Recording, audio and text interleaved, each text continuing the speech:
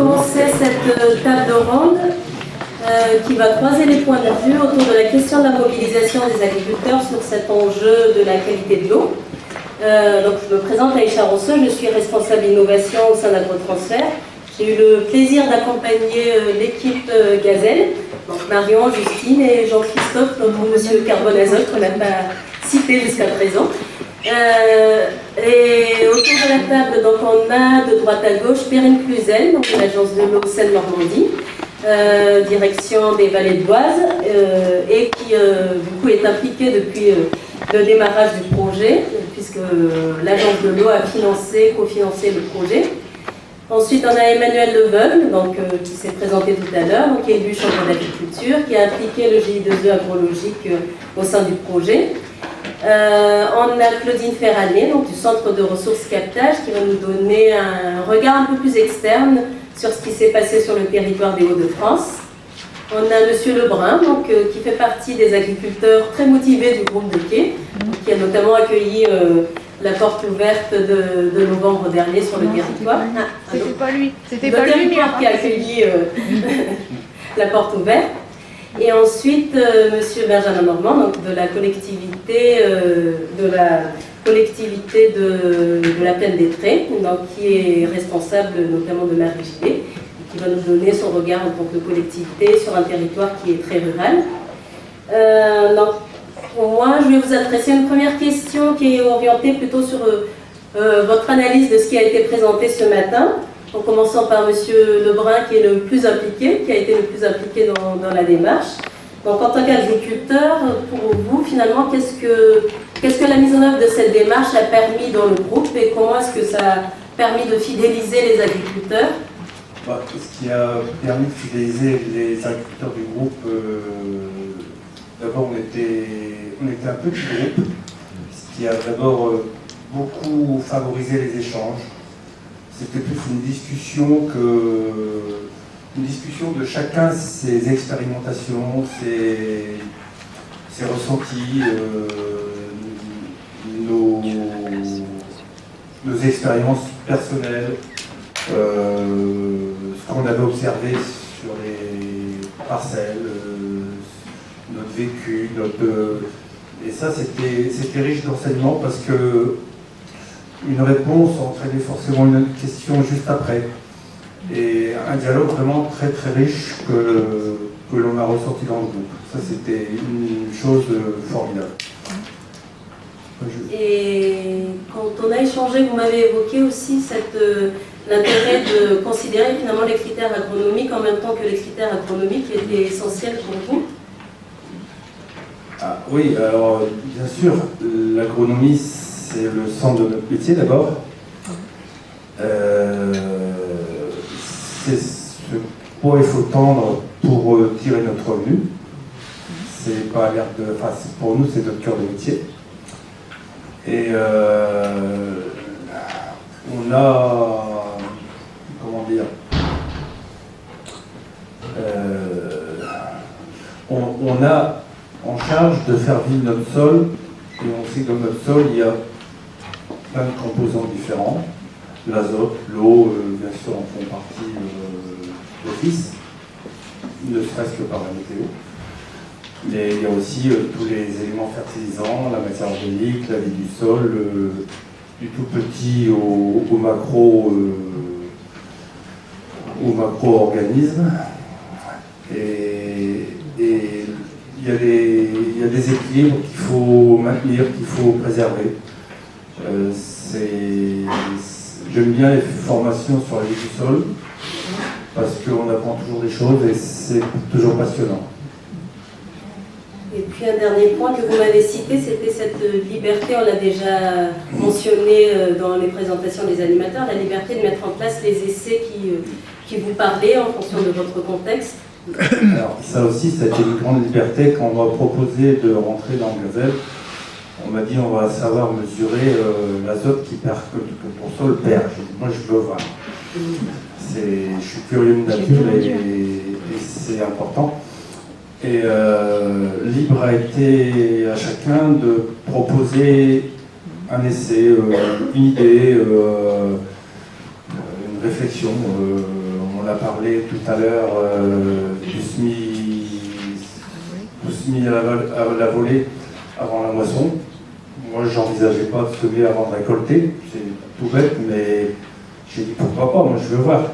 Et quand on a été voir dans les parcelles de Jean-Baptiste, je dis bah ça marche quand même, ça marche pas mal. Et quand on a été voir les champs de colza qui duraient un peu plus longtemps, de 15 jours, 3 semaines ou un mois de plus, on s'est dit bah c'est pas bête, mais on sait aussi que à chaque avantage, on risque un inconvénient. Et quand devant le problème reliquat important derrière pomme de terre, je me suis proposé de faire les intercultures courtes. D'abord, personne n'y avait pensé non plus, moi non plus, je n'y avais pas vraiment pensé plus que ça. Et puis on voit qu'avec peu de choses, on arrive à capter 30-40 unités d'azote très facilement. Et j'ai souhaité aussi que l'on fasse l'étude de tous les coûts. Ce que l'on investit dans une culture, il faut savoir ce que ça nous coûte avant tout, parce qu'on est des chefs d'entreprise, on doit savoir, et aussi ce que ça nous rapporte. Alors, en chiffrant, c'est pas bénéfique, mais la vie du sol, on ne sait pas le chiffrer. Comme je dis parfois à certains quand j'explique qu'il faut bien que conduire les sitons, c'est une culture à part entière, je dis que mon comptable n'est pas capable de donner mon chiffre d'affaires, ni encore moins ma marge. Mais pour moi, c'est un investissement. On investit dans notre sol, dans notre qualité de sol, et normalement, il nous le rendra d'autant plus. Je retiens le côté impliquant finalement de la démarche et le fait d'être au plus proche de vos préoccupations, donc ce qui permet de mobiliser, de fidéliser sur les 3 années de la démarche de pilote. Finalement, aucun agriculteur ne s'est désisté en cours de route, donc ça c'est plutôt un signal positif. Non, et il manque une chose dans l'expérimentation, mais apparemment on n'a pas le droit de le faire, c'est de fertiliser les sipans. Moi j'aurais bien voulu essayer de savoir ce que ça pouvait donner. On n'a pas le droit. Je sais, on n'a pas le droit, mais j'aurais bien aimé essayer Perche tendue, pour voir faire juste évoluer. si la petite fertilisation qu'on rajoutait, il y avait un gain au coût. Et ça, c'est le seul regret que j'aurais de la formation. C'est un pays de dérogation, donc on pourrait avoir une dérogation R&D là. Allez, Justine, on fait une année de plus. On va passer la parole à M. Emmanuel Leveugle, notre agriculteur, donc très impliqué dans Gazette depuis avant même son démarrage. Donc, qu'est-ce que la démarche a apporté sur le groupe et puis, en tant qu'élu champ, qu'est-ce que ça apporte aux conseillers?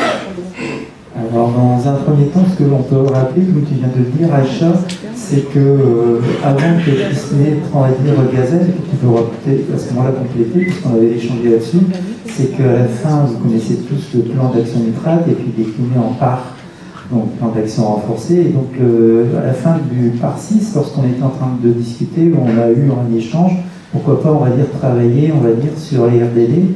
Et donc il y avait des choses qui se faisaient un petit peu par-ci par-là, peut-être on va dire la différence. Par exemple, nous on regardait, pourquoi pas en Wallonie, qu'est-ce qui se passe, et c'est comme ça qu'on avait, avant que démarre, on va dire, Gazelle.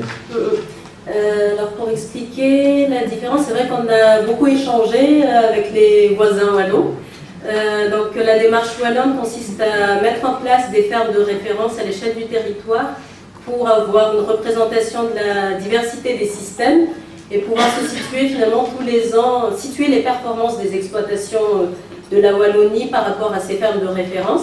Donc c'est une option qu'on avait investiguée au démarrage des réflexions, qu'on a écartée parce que c'était quelque chose d'assez ambitieux à l'échelle de France d'avoir ces fermes de référence, compte tenu de la diversité de nos pédoclimats, de nos systèmes de culture.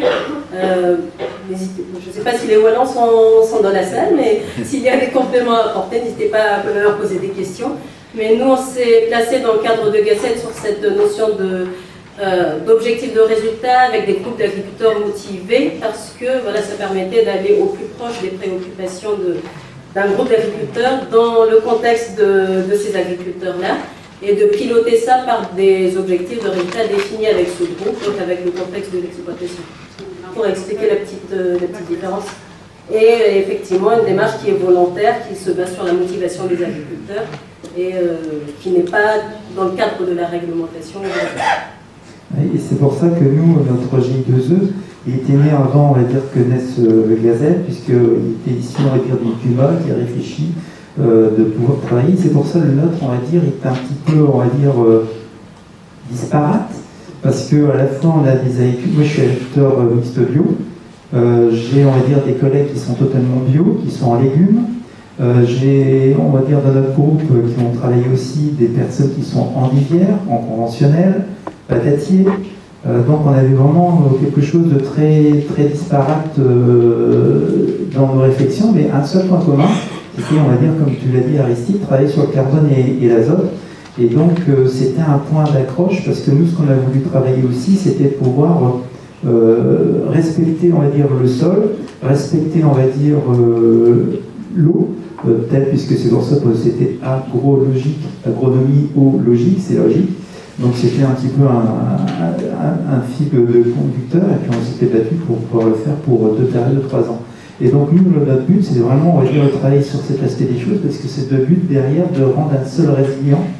Donc c'est aussi l'une des bases, on va dire, de l'ACS, rendre un sol résilient par rapport, on va dire, à augmenter le sol en matière organique. Mais il n'y a pas que, il y a aussi travailler sur la porosité du sol, ce qui est important aussi sur l'eau, travailler aussi sur l'oxygène du sol. Donc voilà, nous c'était, on va dire, ces éléments qui étaient relativement très importants, on va dire, pour notre groupe. Et je pense qu'en travaillant de cette manière-là, on trouvera un fil conducteur qui soit, par exemple, par rapport à des groupes qu'on a mis en place, c'est extrêmement, on va dire, volontaire. Et ça permet, on va dire, comme c'est pas forcé, c'est pas, ça rime pas, on va dire, avec pérenniser. Et là, vraiment, on est, comme disait tout à l'heure notre collègue, on est toujours à vouloir poser plus de questions et on n'arrête pas de poser des questions pour les différents animateurs. Donc c'est, à chaque fois, c'est qu'est-ce qu'on fait de plus, hein. Justine, la prochaine fois, on fait quoi? Je retiens dans ce qui peut mobiliser autour de la démarche la possibilité finalement, au vu du côté souple de la démarche, du côté adaptable de la démarche, de prendre en compte différents types d'agriculture. Et puis la possibilité de croiser des enjeux, donc on a exploré avec les enjeux azote et carbone, mais pourquoi pas demain croiser avec l'enjeu eau ou d'autres types d'enjeux. Et c'était le but aussi de tester le système avec différents groupes d'agriculteurs, différents modes de culture, parce que les sols sont différents, on va dire, quand ils sont cultivés en bio. Parce qu'il y a aussi le travail du sol, on va dire, lorsqu'on gratte avec rotative, RC-tri, on reminéralise, donc il y a aussi ce travail de derrière, travailler en ACS, puisque là on est plutôt sur des sols qui vivent d'une autre façon, puisqu'il y a un couvert terrain.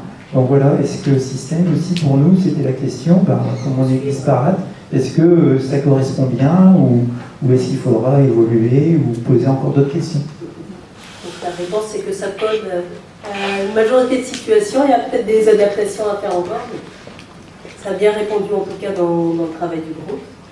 On va passer la parole à Monsieur Benjamin Normand. Donc, le point de vue de la collectivité sur ce qu'a déjà permis Gazelle sur les 2 ans plutôt d'expérimentation avec le groupe pilote. Le point principal qu'on va en retenir, c'est que c'est vraiment la démarche volontaire. On en parlait juste avant. C'est un gros atout parce que finalement, il n'y a rien qui est imposé aux agriculteurs. Les agriculteurs travaillent pour eux et nous, on est gagnants derrière d'un point de vue qualité d'eau. On est vraiment sur une démarche commune, gagnant-gagnant, je veux dire. Et ça nous a permis, entre autres, de faire aussi un état des lieux des pratiques qui sont déjà mises en place sur le territoire, sur les évolutions qu'il peut y avoir. En 2 ans, c'est court, il y a encore des choses à faire. Derrière, l'objectif, ça va être d'essayer de développer un petit peu cette démarche, de la partager. On a déjà le cas, Marie nous disait tout à l'heure, on a le groupe pilote, c'est 10 agriculteurs, on en a une trentaine qui sont suivis sur le territoire. Le but, ça va être de poursuivre, de partager les retours d'expérience entre agriculteurs et via notre animatrice aussi, qui permet de faire la relation terrain. Donc je retiens finalement cette fêtage d'huile, quelque part qu'on recherchait via le fait d'avoir un groupe pilote et ensuite d'autres agriculteurs qui sont associés dans la démarche. C'est quelque chose qui est attendu sur la suite du projet. L'après-projet plutôt. C'est ce qu'on va espérer, qu'on va essayer de mettre en œuvre. Et je laisse Claudine terminer par un regard un peu plus externe. INRAE construit la démarche de gestion dynamique sur une AAC qu'on avait appelée Dynamo à l'époque, avec quelques animateurs d'aire d'alimentation de captage. On s'est aperçu que ce que retenaient beaucoup de personnes, c'était faites des RDD. Ok, mais faire des RDD, ça ne fait pas tout. Et sans accompagnement, on n'arrive pas à atteindre l'objectif si on ne se fixe pas justement un objectif vis-à-vis de la qualité de l'eau et qu'il y a un accompagnement des agriculteurs derrière, mais ça n'a pas de force. Et du coup, je trouve que ce qu'apporte la démarche Gazelle, c'est justement des fiches pédagogiques, des outils, un accompagnement des animateurs qui vont la mettre en marche. Tout à l'heure, le représentant de l'agence de l'eau parlait d'accompagnement des agriculteurs, mais l'accompagnement des animateurs, c'est aussi pour moi quelque chose de très important, et c'est ce qu'a apporté Gazelle, et qui aborde également, au-delà des aspects agronomiques, l'ensemble de l'activité d'animation avec les agriculteurs. Et puis, comme le tableau de bord, c'est aussi un outil de pilotage, on peut aussi aborder la gouvernance des projets. Et du coup, en fournissant des ressources pédagogiques et en affichant la structuration d'une démarche, c'est finalement cet ensemble qui va permettre de créer, comme on l'a vu, finalement, de véritables dynamiques sur le terrain. Je retiens que l'indicateur tout seul ne peut pas servir à grand chose. Il faut tout cet accompagnement, tout cet écosystème autour de l'indicateur pour que ça puisse parler. On laisse la parole aux financeurs pour déjà donner un regard sur ce que ces 3 années ont permis. Du coup, juste pour faire un petit retour en arrière, mais c'est vrai que les agences, donc le 20% de Normandie finance les réseaux reliquats, donc pour nous, contrat azote depuis quelques années déjà. Et comme l'a dit, très bien dit Claudine, c'est vrai qu'en fait, au début, on demandait faire des RDD. Sauf que juste faire des RDD, on a vu, ça ne fonctionne pas. Donc une des premières évolutions de ces contrats, en fait, ça a été de demander un REH objectif. Mais en fait, on n'avait pas de méthode derrière, on n'avait pas de moyen d'outiller les animateurs sur le terrain. Et donc c'est là que Gazelle intervient. Et c'est vrai que pour nous, donc, ça a vraiment permis, cette démarche d'accompagnement a vraiment permis d'outiller nos animateurs. Et c'est vrai qu'on l'a très bien vu. Et sur nos territoires, on commence à voir des animateurs qui utilisent certains leviers de Gazelle, certains outils. Donc c'est vrai qu'on les incite fortement à mettre en place l'ensemble de la démarche. Donc maintenant, l'enjeu pour nous, ça va être de la déployer et de faire en sorte que les animateurs se l'approprient. Ça va faire écho à la deuxième question que je voulais poser à nos intervenants de la table ronde, donc l'après-Gazelle.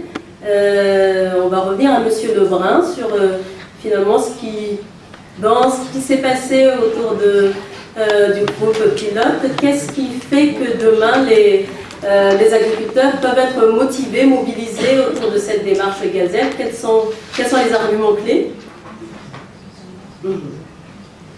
J'espère d'abord que notre travail que l'on a fait, on arrivera à le partager autour de nous, que les autres agriculteurs en prendront connaissance et qui comprendront un petit peu mieux le cycle de l'azote, comment fonctionne l'azote dans le sol.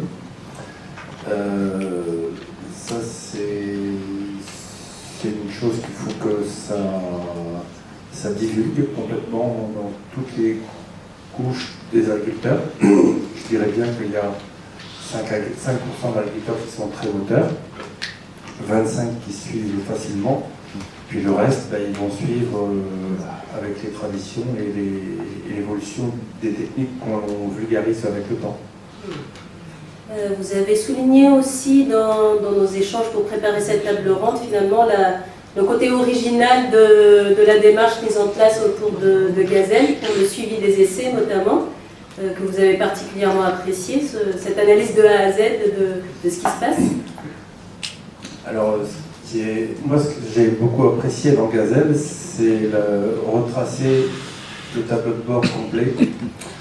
Alors, une chose qui m'a un petit peu scotché, c'est voir la puissance du sol à minéraliser les quantités d'azote qu'il peut minéraliser quand toutes les conditions sont là.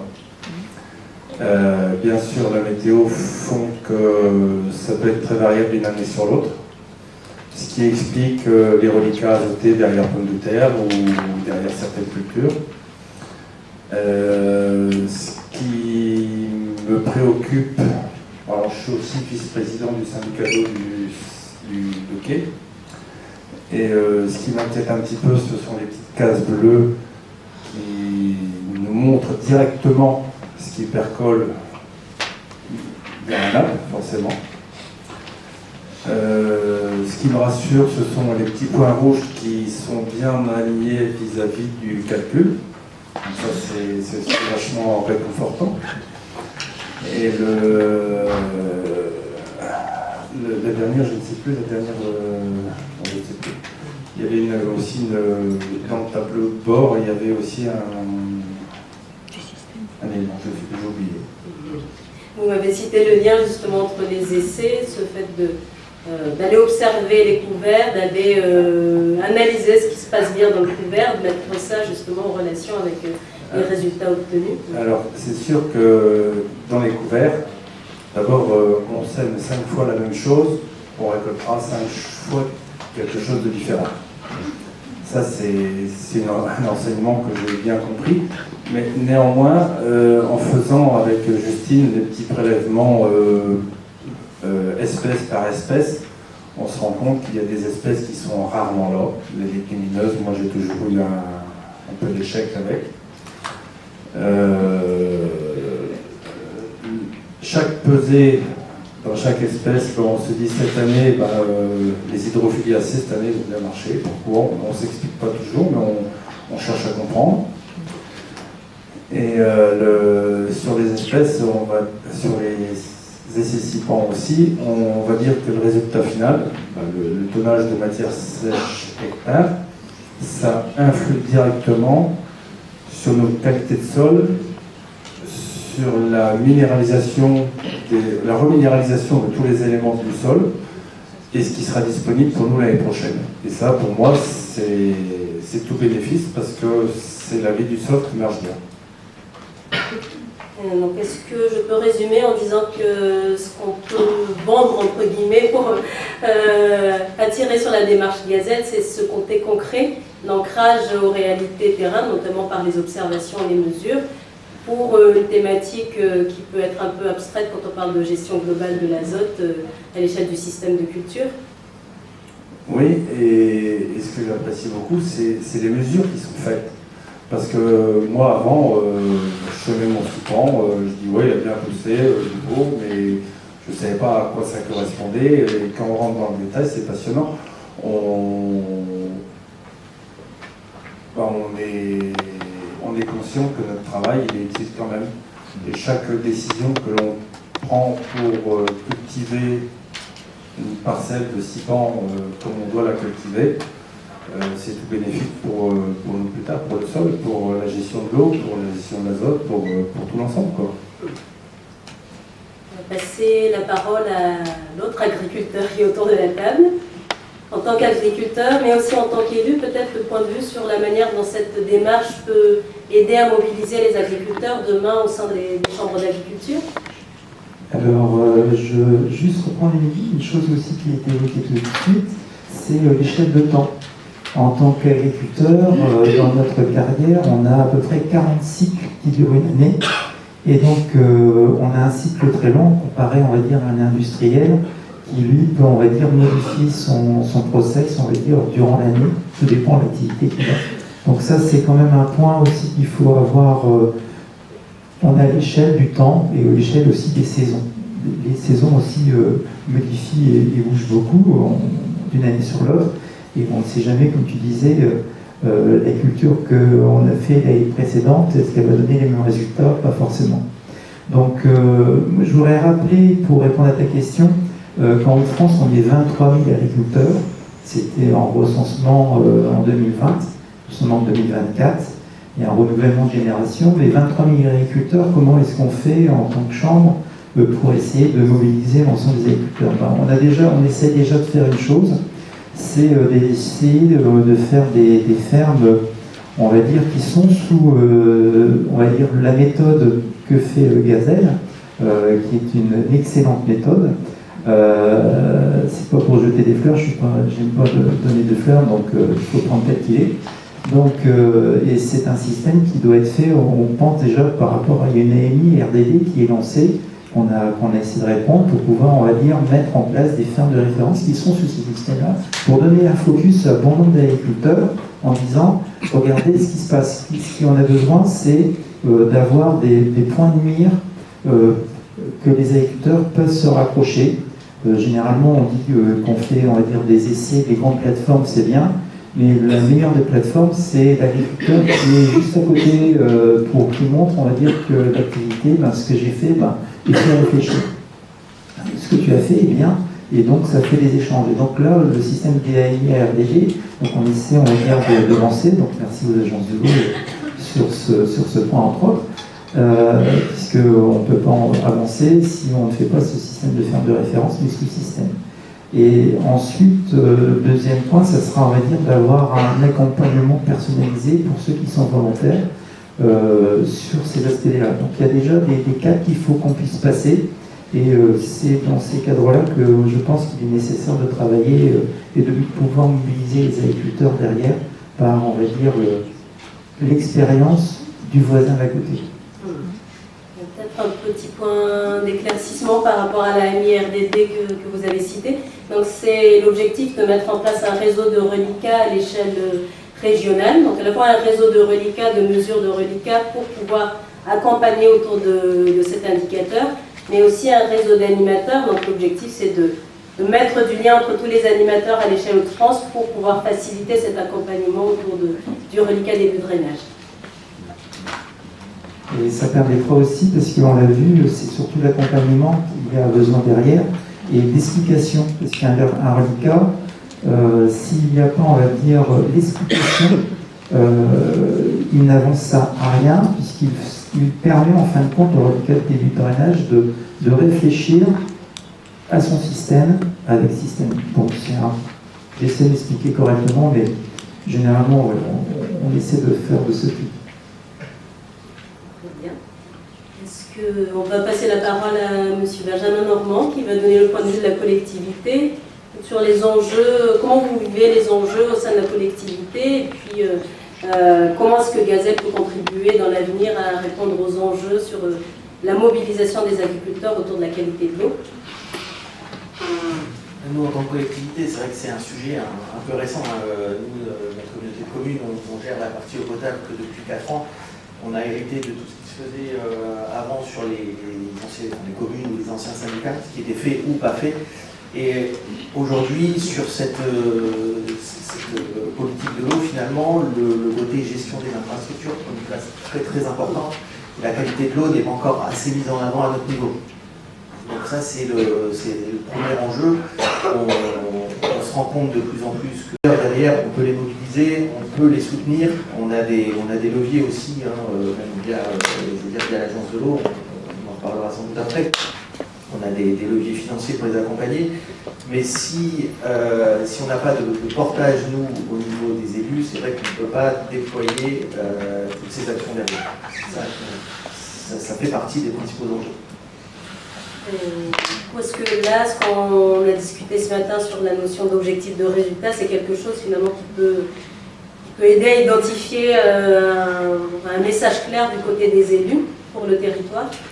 Oui, bah c'est une démarche qu'on va engager là cette année, de faire prendre conscience à nos élus des enjeux et de leur faire définir des objectifs. C'est vrai que quand on aura une ligne de conduite et puis des limites à atteindre, alors les objectifs peuvent être très vastes, hein. Ça peut être ne pas dépasser les limites de qualité, ça peut être vraiment réduire considérablement les concentrations en nitrates pour voilà, pérenniser un petit peu la qualité de l'eau.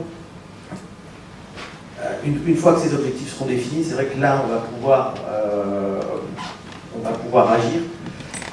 On a déjà une animation sur le territoire qui est importante et qu'il faut qu'on fasse perdurer aussi, parce que c'est vraiment enfin, pour moi, le rôle de l'animateur, c'est aussi le lien entre la vision politique du territoire, le développement du territoire et les agriculteurs. On a ce lien qui est fort, et on se rend compte sur plusieurs sujets qu'on mène aussi nous sur le territoire. Je veux dire, sur une problématique de gestion de la qualité de l'eau plus générale, hein. Il y a la partie azote, il y a la partie phyto. On travaille un petit peu sur des opportunités aujourd'hui qui viennent des agriculteurs finalement. Entre autres, un projet de développement d'une filière champ, hein, qui est venu de la part des agriculteurs, que Marie a réussi à saisir finalement, et puis motiver le groupe d'agriculteurs, on les a soutenus, on les accompagne financièrement aussi dans les limites de ce qu'on peut faire. Et c'est ce qui a permis finalement à ce groupe de continuer à développer son projet. Et enfin, c'est quelque chose qui aurait peut-être pas été fait par manque de temps, par manque de moyens aussi, ouais, tout à fait.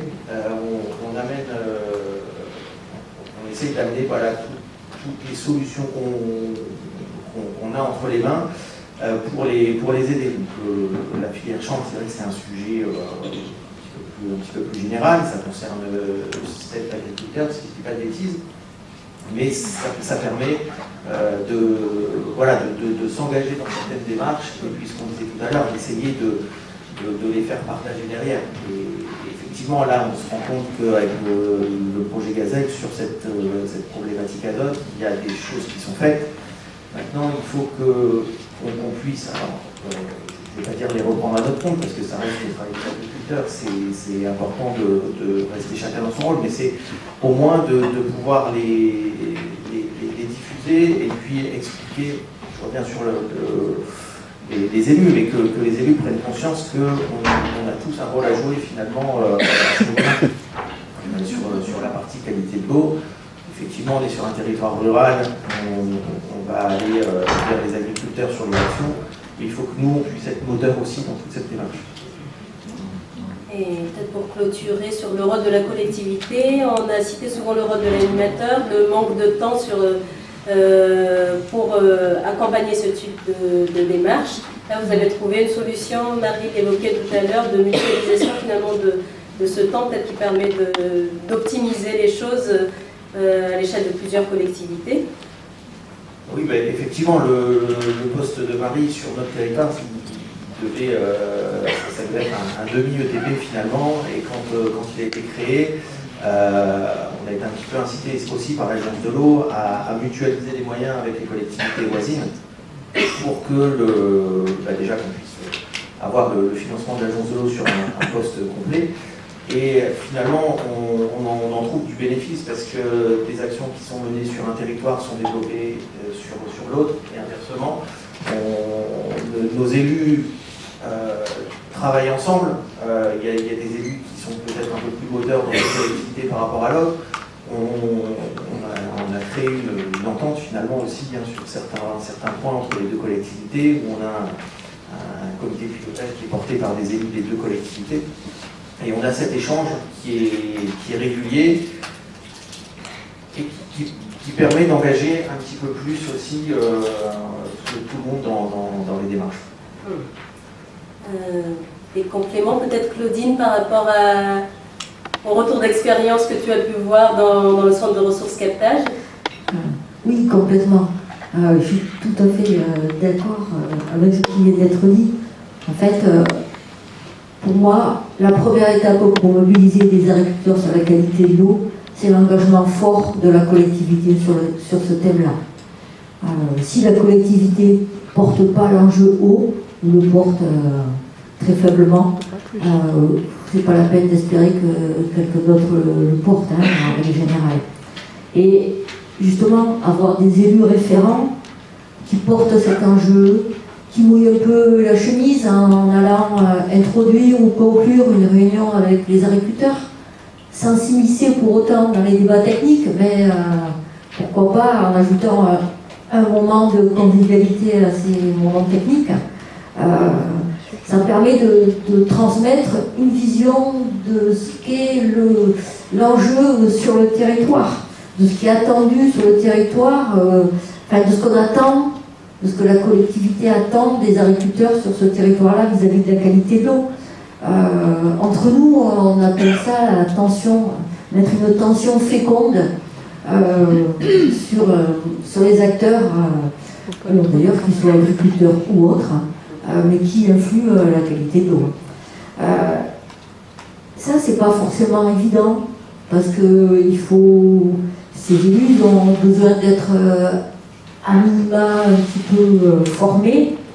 Moi, je me souviens d'un élu qui a dit une fois, là, ça fait 2 heures que vous parlez à l'autre, mais moi, c'est un problème de nitrate que j'ai. On en rigole, mais...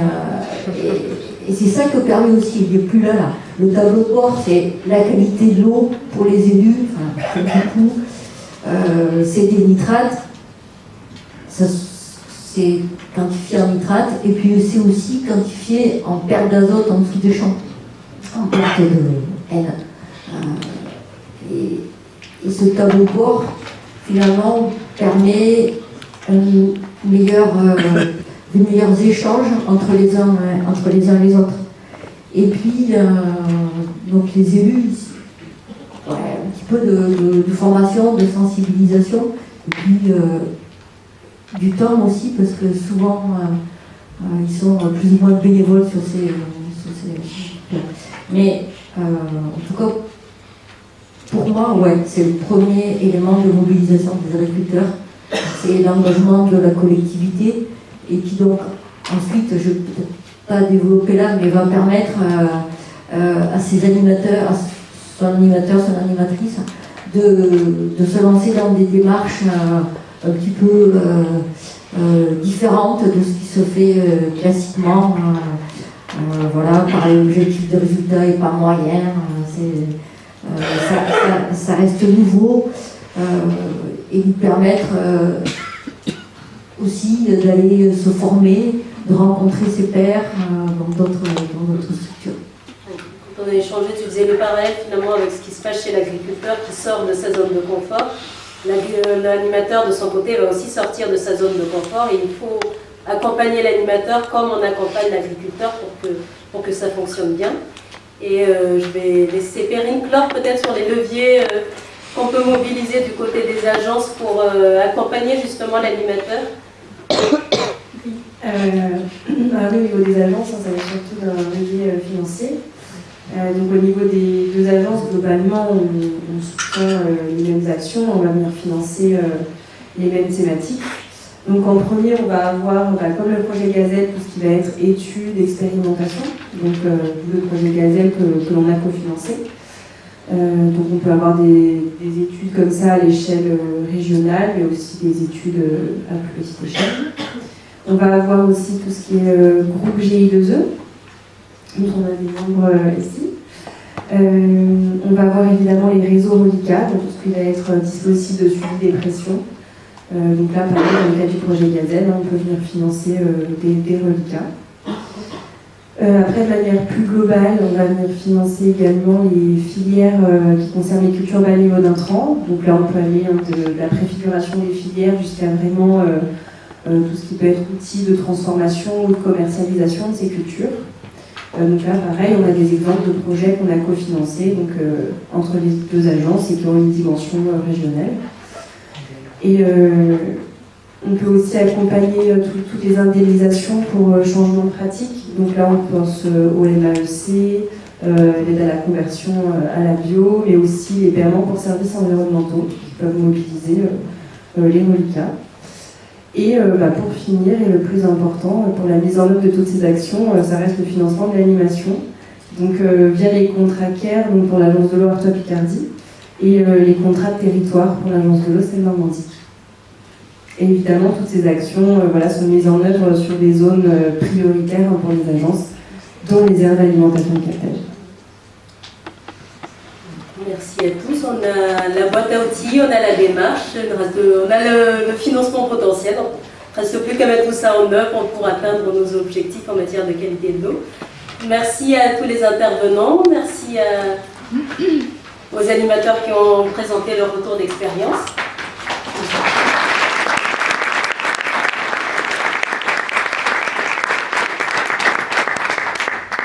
Et on passe à un temps d'échange d'une demi-heure avec la salle. Donc si vous avez des questions, que ce soit pour les intervenants de la table ronde ou pour les animateurs qui ont témoigné, n'hésitez pas. Comme ça a été évoqué par M. Lebrun, je crois, ouais. Investir dans les couverts, c'est un investissement. Je trouvais ça intéressant, on sort du court terme, mais la question vraiment que je me pose, effectivement, là, il y a une action sur 3 ans, mais cette démarche d'actionner des leviers, notamment sur les couverts, et comment mesurer tous ces mesurer l'impact de tous les effets, parce qu'il y en a vraiment un certain nombre. Il n'y a pas que l'effet direct captage de l'azote, quoi. Et justement pour motiver à mettre en place, à investir. Et ça, je crois que c'est un challenge. En fait, la question, je la pose à la recherche. On se la pose aussi. Ouais.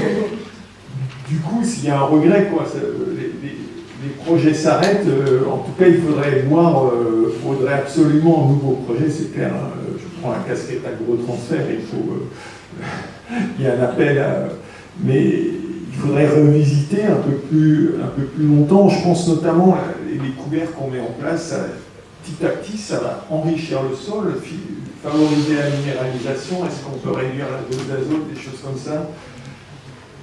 On gagne peut-être aussi au niveau sol, le travail du sol. Voilà, c'est tous ces effets. Comment les évaluer? Et puis, et ça en prenant en compte le temps. C'est ça, ça se fait pas. On n'a pas les effets en 2 ans, en 3 ans forcément. Et puis, en même temps, quand je voyais ces tableaux de bord qui se répètent sur plusieurs années, on voit des variations.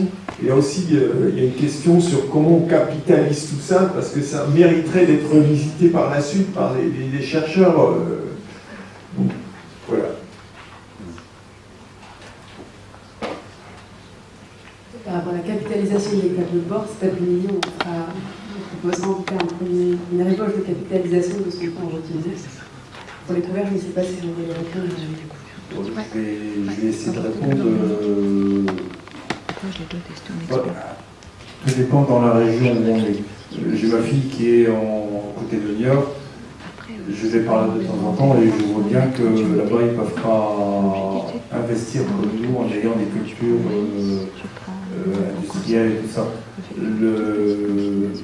Investir dans un couvert complet, on l'a dit tout à l'heure, ça pouvait être jusqu'à 150 €. C'est pas rien sur certaines marges de culture. En céréales, 150 €, ben c'est autant que le poste phyto. Tout ça pour un investissement dont on n'aura pas de retour immédiatement. C'est du long terme, c'est tout ça. L'investissement, il faut pouvoir le faire. C'est aussi du temps, des ressources humaines, du matériel, des intrants. Il faut le gérer aussi. Mais c'est vrai, on n'a pas de retour sur ces investissements-là.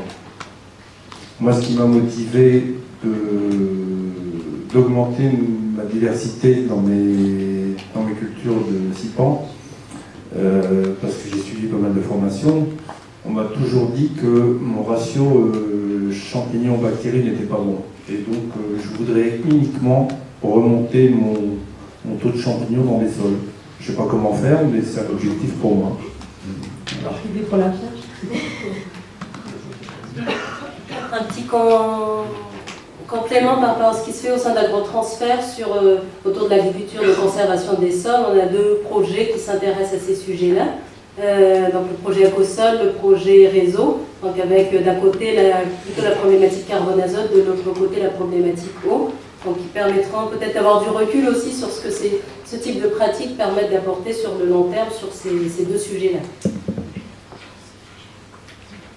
Comme tu le disais, en tant qu'agriculteur, tout dépend, on va dire, de la culture. Après ça, les investissements, ça peut être 10 € de l'hectare, ça peut être 50, 70. Généralement, c'est à peu près, nous, on va dire, dans les mélanges que l'on fait en tant que dans notre GIE, jusqu'à 150, comme tu dis. Sur la partie semence seulement. Donc, sur la partie semence. Après ça, il y a le coût, on va dire, de la façon culturelle.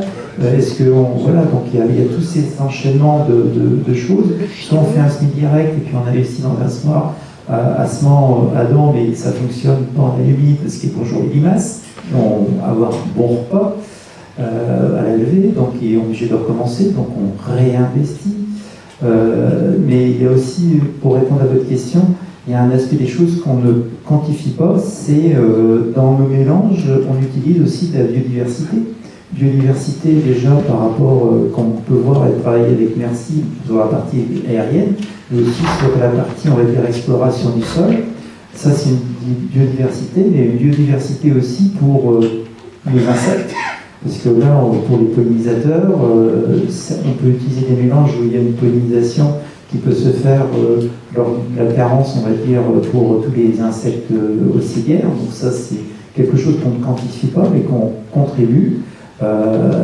Après, voilà, donc nous, ce qu'on regarde aussi, c'est les effets, on a plein de questionnements, les effets de synergie, lorsqu'on va faire le mélange dans le sol, on va dire, de notre culture. Est-ce qu'on arrive à faire, on va dire, à limiter certains pathogènes? Est-ce qu'on va, on va dire, augmenter, on va dire, un peu plus de champignons? Et nous, on est extrêmement contents quand on fait un colza ou quand on a fait notre culture ou travailler dans les champs et qu'on voit, on va dire, des champignons pousser. C'est-à-dire qu'il y a du mycélium qui passe. Et les champignons, c'est vraiment à la fin, comme tu dis, l'aboutissement. Il y a des bactéries, il y a toute la microsphère et on aurait besoin, à la rigueur même, les gens des perches, de travailler, mais ça c'est déjà énorme, de travailler sur la quantification de l'ADN du sol.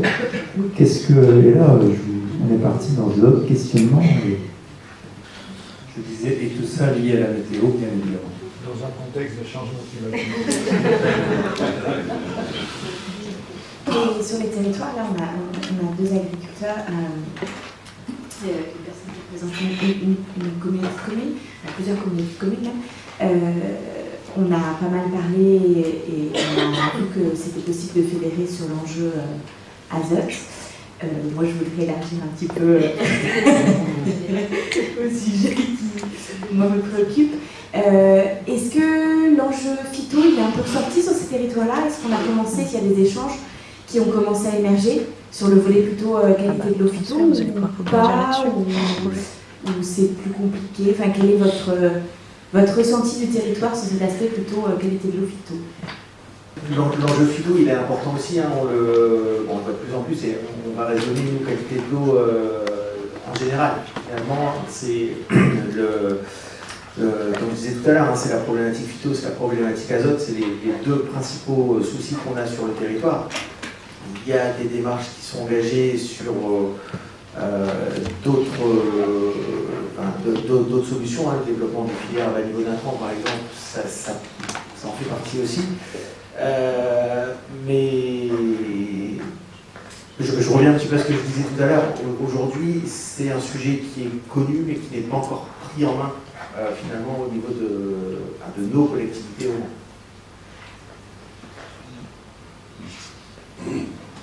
Alors, en tant que vice-président du syndicat d'eau de Quai, On a aussi des chiffres un peu alarmants. Bon, on sait tous la chlorodazole, le chlorothalonil et quelques autres qui sont moins présents, mais quand même qui nous alertent. On est obligé de constater, parce que c'est quelque chose qui a été...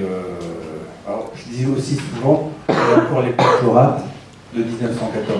Donc c'est quelque chose qui est... C'est une grande pompe qu'on met en route à chaque fois qu'on met une nouvelle matière active en place dans nos exploitations, même dans tous les ménages. On a aussi des molécules qui traînent partout, chez les garagistes, dans l'industrie, tout le monde est concerné. Mais c'est une grande pompe qu'on actionne en continu. On répartit des matières actives aujourd'hui tous les jours, dans tous les domaines, par tout le monde. Et on ne sait pas où ça va s'arrêter, lesquels que l'on va retrouver dans 10 ans, dans 20 ans dans l'eau. C'est quelque chose qui me préoccupe moi en tant qu'agriculteur, parce que je me dis, mais on m'a autorisé il y a 20 ans à mettre des désherbants sur mes cultures de pommes de terre, et 20 ans après on dit, ah oui, mais celui-ci on le retrouve. Moi je ne savais pas. Il y a quelqu'un qui a donné l'autorisation. Et il y a bien aussi un industriel qui l'a fabriqué. On n'est qu'au bout de la chaîne, et c'est vers nous qu'on dit tu l'as utilisé. On constate. Je ne sais pas. Oui, ça nous inquiète, parce que forcément, il y a des normes à respecter. On est en dehors un petit peu pour certaines molécules. Que faire? Je ne sais pas. On ne reviendra pas trop en arrière. La charrue, enfin les chevaux et les bineuses et tout ça, je crois pas. C'est l'évolution. Je peux dire de plus. Sur ce point, ce que je pourrais dire, c'est que ce qu'on essaie aussi dans le groupe, puisqu'il faut toujours être, on va dire, positif et avancer, on a recherché et on recherche de travailler, comme je disais tout à l'heure, sur un sol qui est résilient, de plus en plus résilient.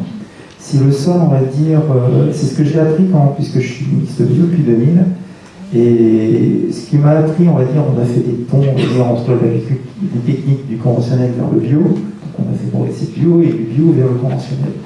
Et c'est vrai que pour nous, on va dire, en général, en tant qu'agriculteur, c'est le lien au sol qui est relativement important. Et sur cet aspect des choses, on arrive, on va dire, en travaillant sur le sol à ce qu'il soit plus résilient, eh bien, on a une base de travail qui est le sol qu'on va transmettre à nos générations futures. Et sur ce sol, si nous arrivons à avoir, comme on disait tout à l'heure, on est enjoué à regarder avoir des champignons, eh bien, c'est parce qu'on a utilisé moins de fongicides. Si on a utilisé moins de fongicides, c'est tout simplement parce qu'on a un sol qui est en bonne santé, qui a permis aussi d'avoir une plante en bonne santé. Donc il y a tous ces éléments de travail, c'est relativement complexe, il faut à la fois travailler sur l'azote, le carbone, l'oxygène, la porosité pour l'exploration par les plantes, et de cette manière-là, on arrive, on va dire, à diminuer, puisque le but, c'est qu'on ne pourra pas forcément se passer de produits agropharmaceutiques, mais on pourra, on va dire, en diminuer. Le tout, c'est en passant par le sol pour pouvoir, on va dire, avoir cette capacité de pouvoir diminuer, puisque nous, généralement, ce qu'on utilise, on va dire, différents types de produits, eh bien, nous n'avons pas, c'est parce qu'il y a un objectif, on va dire, d'un pathogène. Sur l'exploitation, j'utilise très peu d'insecticides de pluie. Donc c'est déjà une chose qui avance. Sur les herbicides, il y a des résistances. Donc on travaille, on va dire, pour essayer de trouver des techniques alliées aussi avec le travail du sol. Mais si on travaille trop avec le travail du sol, on dégage du carbone. Voilà, il y a aussi ces différentes choses réglementaires auxquelles réfléchir et penser. Et je pense que le travail à titre personnel, c'est de passer déjà par un sol qui soit plus résilient pour avoir une plante en bonne santé. Si elle est en bonne santé, on met moins de produits, on va dire, peut-être qu'ils sont, on va dire, adaptés. Sur un autre plan, oui, il y a des territoires qui travaillent un petit peu sur même démarche vis-à-vis des phytos dans l'eau. Le tableau de bord, dans ces cas-là, il me semble que c'est aussi un outil important de visualisation des efforts qui sont faits par les agriculteurs. Alors, on lui a donné tout un tas de rôles ce matin et alors, je pense que c'est aussi un outil qui permet de montrer ça aux autres acteurs. Peut-être avez-vous aussi, vous, des retours d'expérience ou des éléments de réponse pour répondre à cette question, comment mobiliser les agriculteurs autour de la qualité de l'eau. Peut-être que dans cette perspective, vous avez aussi quelque chose à nous partager. Ce que je vais peut-être rajouter aussi, c'est que pour réduire les IFT, bon, il y a la partie herbicide où c'est assez compliqué. Sur tout ce qui est partie fongie, on travaille de plus en plus sur la nutrition de la plante. Et là, on obtient quand même de très bons résultats et c'est assez encourageant aussi. Alors, il y a très peu de monde qui travaille encore dessus, mais on peut dire que c'est un bon moyen d'avancer vite sur le problème fongicide. En pommes de terre, en céréales, principalement ces cultures-là, mais à chaque fois que la plante se porte bien et est bien nutrie, je prends souvent l'exemple qu'une plante, c'est un peu comme un sportif. Si elle a toutes les capacités, un sportif, quand il est bien préparé, il est au top de tout. Et ben, nos plantes, c'est pareil, si elles sont au top de tout, il n'y a pas besoin de beaucoup de phyto pour les protéger. Ça se défend tout seul. Même sur pommes de terre. Oui, sur pommes de terre. Alors, je vais faire un aparté très rapide. Je vous ai dit tout à l'heure que j'étais curieux de tout et il y a une dizaine d'années, il y a quelqu'un qui m'a dit « Je sais faire des pommes de terre sans phyto ». Moi j'ai dit « Je veux voir ». La première année, forcément, c'était un échec. Et sur 10 ans, on n'a eu que 3 échecs. Donc on peut faire si on veut. Ouais. C'est compliqué. Il faut être hyper rigoureux. Ça coûte 3 fois plus cher que des pommes de terre. Le programme coûte 3 fois plus cher qu'un programme fongicide. Mais quand on a une prime zéro résidu ou une prime Carrefour qui déplafonne la rentabilité, bah on fait et on sait faire. Dans d'autres territoires que j'ai pu accompagner les collègues animateurs, il y a à la fois les enjeux nitrates et phyto, bah forcément, on là-bas. Après, je pense que si d'un point de vue purement méthodologique, comme c'était évoqué par Claudine Fernet à l'instant, la démarche avec le tableau de bord, justement, je pense qu'elle est suffisamment versatile pour intégrer des enjeux connexes, comme l'enjeu phyto, on peut très bien imaginer d'avoir un double objectif phyto et à d'autres. Après, il faut trouver des intégrations qui soient applicables, enfin qui puissent... On va placer le lionceau, tes collègues de haut transfert, ils placent pas le lionceau. À part ce matin, c'est pour l'exemple des repousses de colza où... Parce qu'on a besoin d'un gros transfert. Et moi, je suis volontaire. Si c'est comme gazelle, je suis volontaire. Tant pis pour le temps, je m'arrangerai avec mon chef. Personnel sur un autre territoire, on avait déjà testé il y a quelques années, rallonger jusqu'à plus 1,5 mois, jusqu'à plus 3, enfin, aller jusqu'au faire du semi-direct dans les repousses de colza derrière. Donc, on peut répondre à un levier, souvent ça peut faire basculer un autre dans l'autre sens. Donc après, il faut aller faire des évaluations multicritères, c'est pas évident, mais je pense qu'en termes de méthodologie, ça pourrait se traiter. Et après, on peut s'amuser, on peut rajouter les gaz à effet de serre, mais c'est vrai que souvent, on a des leviers qui parlent dans tous les sens et on est souvent focalisé sur un objectif et la difficulté, c'est un peu d'élargir tout ça. Mais des fois, il y a pas si longtemps que ça, mon collègue qui est dans la salle pour en témoigner, justement, j'ai évoqué la problématique de repousse de colza et on m'a mis en face, enfin, de me recevoir, oui, mais du coup, si on fait ça, on a plus de phyto, donc non, on ne travaille pas là-dessus. Voilà, bon, compromis. c'est autre chose. Oui, sur le repousse de colza, qui dépend aussi de tout à fait positif, on a aussi des effets négatifs, hein, c'est de savoir si là seulement possède, on va dire, des betteraves. eh bien, on va se retrouver des fois avec un développement de nématodes qui va être préjudiciable. Donc le curseur, on va dire, est toujours difficile. Pour en revenir à Gazelle, ce que je peux dire, c'est quand même que c'est un modèle relativement disruptif et qui est bien, parce que rien que par exemple pour les élus chambres, enfin, par rapport, on va dire, à nos collaborateurs, chambres qui travaillent sur ces sujets, et puis en ce qui concerne avec l'agriculteur, c'est vraiment un travail collaboratif. Et ça permet aussi d'avoir, on va dire, des projets de solutions et de développement aussi au sein de l'exploitation. Parce que moi, par exemple, sur mon cas, il y avait GI2E, le projet Gazelle, et puis j'ai construit un semoir. Un semoir, on va dire, de semoir à dents. Alors ça fonctionne bien quand c'est en année sèche, pas besoin de travailler le sol. Et puis on fait le semis, on va dire, 6 pans relativement rapidement, on gagne du temps, c'est magnifique, c'est super bien. Puis une année humide, et puis là, on est obligé de ressemer 2 fois parce que on a mis du tournesol dedans, et puis le tournesol, très appétant pour les limaces. Donc on se dit, zut, je suis obligé de recommencer. Donc voilà, mais c'est un beau, on va dire, c'est vraiment un outil qui permet, on va dire, de faire réfléchir et travailler en collaboration.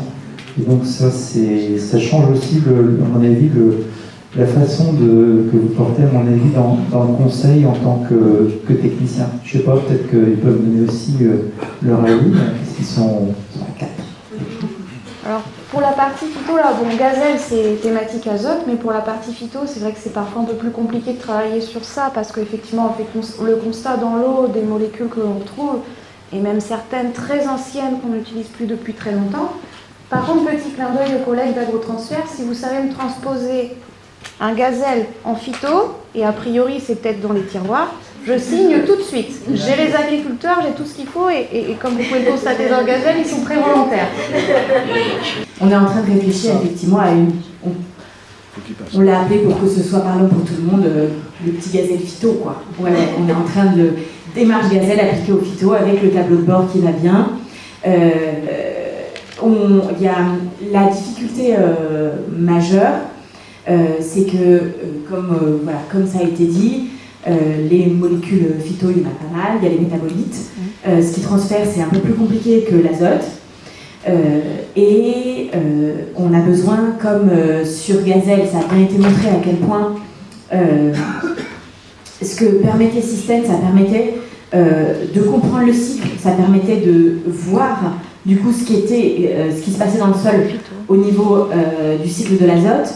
On a besoin un petit peu de la même chose sur le volet phyto, on a besoin de comprendre ce qui est transféré et du coup d'aller un petit peu plus loin que de dire ok, il faudrait baisser les pressions, mais une fois qu'on a baissé les pressions, qu'est-ce qui peut transférer ou pas, et c'est sur quoi on va travailler. Donc voilà, avec Christian, avec qui on va travailler sur l'indicateur IFI3, qui est un indicateur de risque de transfert vers les eaux, pas que vers les eaux d'ailleurs, pardon Christian. et donc pour du coup effectivement mettre en lien cette démarche du coup Gazelle avec cet indicateur de risque de transfert et pouvoir faire ce lien de causalité qu'aujourd'hui qui est un petit peu plus difficile à faire que sur le volet azote. Voilà. Florissant Covecchio, LDR. Dans le nord de l'Europe, ils travaillent non seulement un volet phyto, mais également PFAS. Je pense que c'est quelque chose qui est très prégnant en ce moment dans l'environnement, dans la communication. Donc ça, c'est intéressant de jeter un coup d'œil. Les intrants soviétiques, des agriculteurs, c'est peut-être aussi différents facteurs comme la pollution industrielle ou éventuellement des intrants, des produits résiduels organiques qui sont un peu chargés. Donc c'est pas tout à fait le même modèle, ça peut être intéressant de voir ce qui se fait, notamment en Pays-Bas.